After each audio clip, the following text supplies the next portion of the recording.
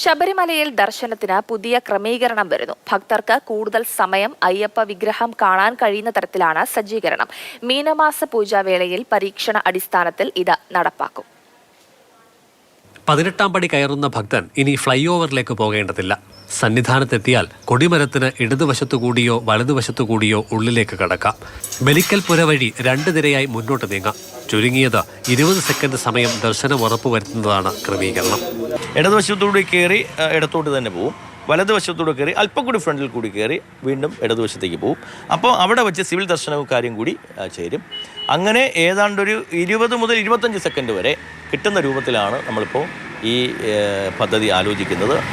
2 വരികളായി എത്തുന്ന ഭക്തർ കൂടിക്കലർന്ന സോപാനത്ത് തിക്കും തിരക്കും ഉണ്ടാകില്ലെന്നാണ് കരുതുന്നത്. ദർശനശേഷം ഇടതുഭാഗത്തുകൂടി പിന്നിലെത്തി മാളികപ്പുറത്തേക്ക് പോകണം. സ്വാഭാവികമായ ഒരു നിയന്ത്രണചാലകമായി 18ാം പടി മാറും. കാരണം 18ാം പടി കയറി വരുന്നത് മിനിറ്റിൽ, താങ്കൾ പറഞ്ഞതുപോലെ മിനിറ്റിൽ 80-85 വരെ വരുള്ളൂ.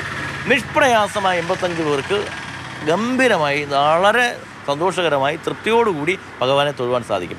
പരീക്ഷണം മെച്ചപ്പെട്ട അഭിപ്രായം സൃഷ്ടിക്കുന്നുവെന്നാൽ ദർശനത്തിന് ഭാവിയിൽ ഇതായിരിക്കും തുടരുക. CK Abhilal, Mathrubhumi news, Pathanamthitta.